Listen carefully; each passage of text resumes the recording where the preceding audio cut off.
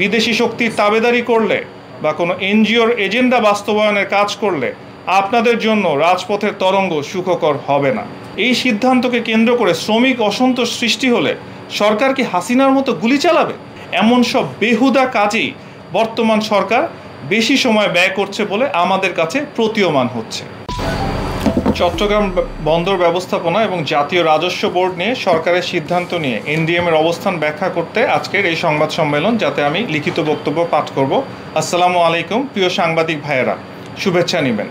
জাতীয়তাবাদী গণতান্ত্রিক আন্দোলন এনডিএমের ৮ম প্রতিষ্ঠা বার্ষিকীর সফল উদযাপনের পর আয়োজিত প্রথম সংবাদ সম্মেলনে আপনাদের স্বাগত জানাচ্ছি। আমি ব্যারিস্টার শাহিদুল আজম, সাংগঠনিক সম্পাদক এনডিএম। আমার সাথে উপস্থিত আছেন উচ্চ পরিষদ সদস্য Humayun Parvez Khan, vice chairman Faruquzzaman Chowdhury, senior যুগ্ম মহাসচিব সৈয়দ জাহাঙ্গীর আলম, দপ্তর সম্পাদক Jabedur Rahman Jony, barrister Shovon Mahmud, mister Nigel Mendes সহ আরও অনেকে। প্রিয় উপস্থিতি, গত 17ই মে রাজধানীর লেকশোর হোটেলে আয়োজিত দলের প্রতিষ্ঠা বার্ষিকীর অনুষ্ঠানে আমাদের মাননীয় চেয়ারম্যান ববি হাজ্জাজ সভাপতির বক্তব্যে স্পষ্ট করে বাংলাদেশের বাণিজ্যের প্রাণকেন্দ্র চট্টগ্রাম বন্দর ব্যবস্থাপনাকে বিদেশি সংস্থার কাছে তুলে দেবার সরকারি পায়তারার প্রতিবাদ করেছে। আজকের সংবাদ সম্মেলন থেকে এই বিষয়ে আমাদের বিস্তারিত বিশ্লেষণ তুলে ধরব এবং জাতীয় রাজস্ব বোর্ড বিলুপ্ত করে রাজস্ব নীতি এবং রাজস্ব ব্যবস্থাপনা নামক দুটি বিভাগ সৃষ্টি করা নিয়ে কথা বলবো। আমরা দৃঢ়ভাবে অন্তর্বর্তীকালীন সরকারকে মনে করিয়ে দিতে চাই, হাজারো শহীদের আত্মত্যাগের বিনিময়ে গঠিত আপনাদের সরকারকে আমরা ফ্যাসিবাদী বিরোধী সকল রাজনৈতিক দল অকুণ্ঠ সমর্থন দিয়ে টিকিয়ে রেখেছি। বিদেশি শক্তির তাবেদারি করলে বা কোনো এনজিওর এজেন্ডা বাস্তবায়নের কাজ করলে আপনাদের জন্য রাজপথের তরঙ্গ সুখকর হবে না। প্রিয় উপস্থিতি, চট্টগ্রাম সিটি কর্পোরেশনে সাবেক বিনা ভোটের মেয়র আজম নাসির উদ্দিন, চট্টগ্রাম 11 আসনের সাবেক আওয়ামী লীগ ফ্যাসিস্ট সাংসদ এম এ লতিফ এবং নোয়াখালী 4 আসনের আরেক আওয়ামী বিনা ভোটের সাবেক এমপি একরামুল হক সিন্ডিকেটের প্রতিষ্ঠান সাইফ পাওয়ারটেক ছিল চট্টগ্রাম বন্দরের সুপার পাওয়ার, যা এখনও বহাল আছে। শুরুতে এই প্রতিষ্ঠানটি ছিল কন্টেইনার হ্যান্ডলিংয়ের যন্ত্রপাতি মেরামতকারী প্রতিষ্ঠান হিসেবে, যারা পরবর্তীতে বাগিয়ে নিয়েছিল সিসিটি এবং এনসিটি টার্মিনাল পরিচালনার কাজ। প্রতিষ্ঠানটি Dhaka inland container depot ICD, Pangaon container terminal PCT, Chattogram বন্দরের ওভারফ্লো কন্টেইনার ইয়ার্ড এবং চট্টগ্রাম বন্দরের যন্ত্রপাতি রক্ষণাবেক্ষণ এবং সরবরাহের একচেটিয়া কাজ পায়।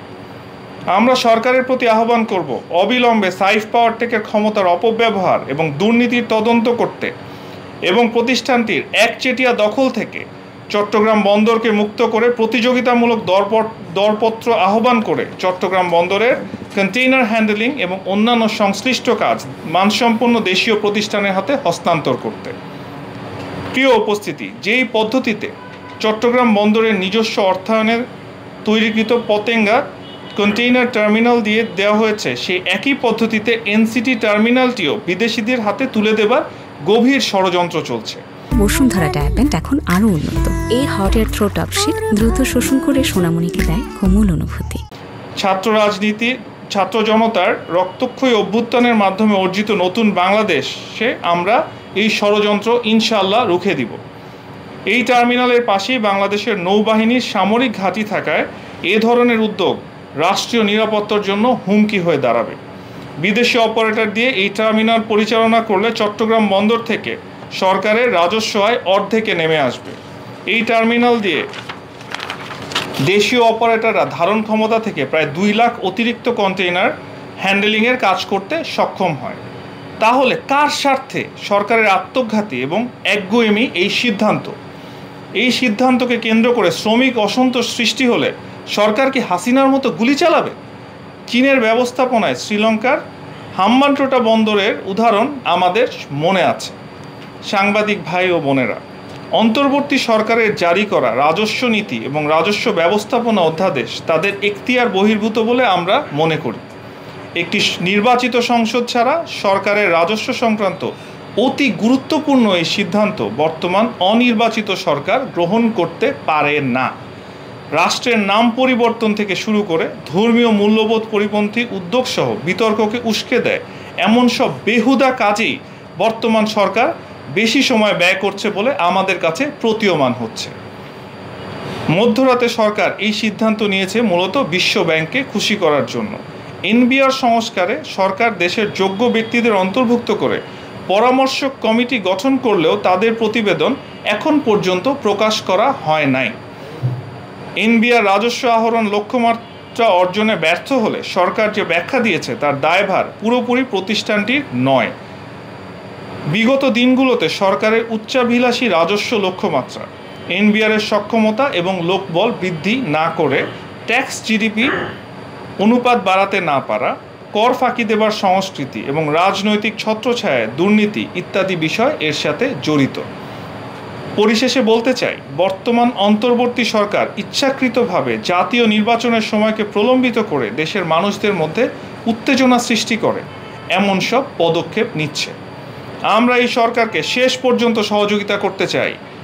তবে সরকার যদি বিদেশিদের সন্তুষ্ট করার এজেন্ডা বাস্তবায়নে কাজ করে তাহলে বাংলাদেশকে আরেকটি গণ আন্দোলনের সাক্ষী হতে হবে। জাতীয়তাবাদী গণতান্ত্রিক আন্দোলন এনডিএম প্রস্তাব করছে অর্থ মন্ত্রণালয়ের অধীনে প্রথিতযশা অর্থনীতিবিদ এবং পরিকল্পনাবিদের সমন্বয়ে রাজস্ব নীতি প্রণয়ন সেল গঠন করতে হবে। আর্থিক খাত সংক্রান্ত সকলের সাথে নীতিগত আলোচনা এবং নিয়মিত গণশুনানি আয়োজনের মাধ্যমে এই সেল রাজস্ব নীতিমালা প্রণয়নে সুপারিশমালা তৈরি করবে এবং জনগণের মতামতের জন্য ওয়েবসাইটে আপলোড করবে।